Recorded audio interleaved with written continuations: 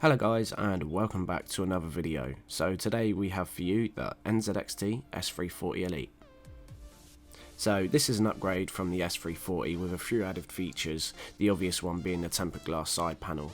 The S340 is actually a budget case at around £50 to £60, but the Elite is around £90 to £100.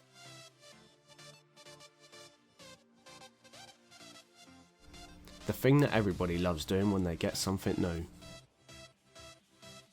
You get one SATA power extension cable, you get a couple of zip ties, some standoffs, some HDD screws and some SSD screws, and I think that's everything. I've covered this in the bag, maybe a couple of other screws. So here we have a rubber puck which is actually designed for the VR for the front of the case, which you'll see in a minute will stick on there. Comes apart for if you have extra long cables and whatnot. So sticks on quite nicely, can obviously be split apart, has two magnets on each side which is very nice, enclosed inside the rubber. I see this lasting for a very long time and hopefully it does, because it's a very nice feature to this case. So here we have your HD audio, that will plug straight into your motherboard. We also have a HDMI pass-through, so this would come out the back of the case and plug straight into the graphics card, so you can utilise a front HDMI audio. Here we have a Molex to fan splitter, which honestly I don't think I'm going to need at all, as my motherboard's got enough fan headers. So as far as I'm concerned, I think this should be thrown. You're also going to get included your front panel 3.0 plug that will plug straight into your motherboard, as well as you have a power switch and reset switch, HD LED lights and all that. So the case actually comes in three different types of colours: matte black, black and red and black and white. Now I'd recommend any of these colours to anyone. It is absolutely a beautiful case.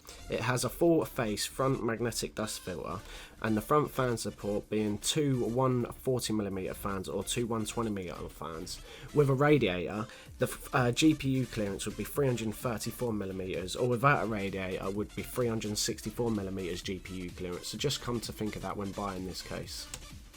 The cable management with this case is very easy with the clips that they provided, but seem to be very weak.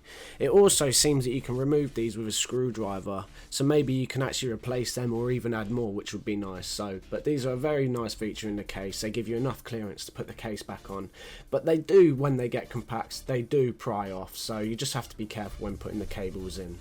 The power supply is still hidden with the shroud, but also comes with its faults. As nice as it is having that third SSD on display, meaning if you have OCD and you want to install 3 mechanical hard drives, the SSD would have to sit upside down and there wouldn't be no room for the cables to run through without it looking completely messy. So without further ado, let's get on with disassembling the build and reassembling the other build. So if you have any questions guys, or how I did this and reassembled it and the strategy I use, because it's different for every computer, you always find different ways. Like I had to take out my my power supply to reinstall my hard drives because I couldn't screw it in properly. So it's always different in different computers, so whatever reinstalling first, it's never incorrect or correct, the correct way of building the computer and installing it first. So just keep that in mind when it comes to building a computer. Don't forget to subscribe to this video guys, and like the video. Don't forget to comment down in the comment section below. Any questions I'll try my best to answer, and I'll catch you in my next video. Make sure you carry on watching this video guys, and peace out. I'll catch you in my next video.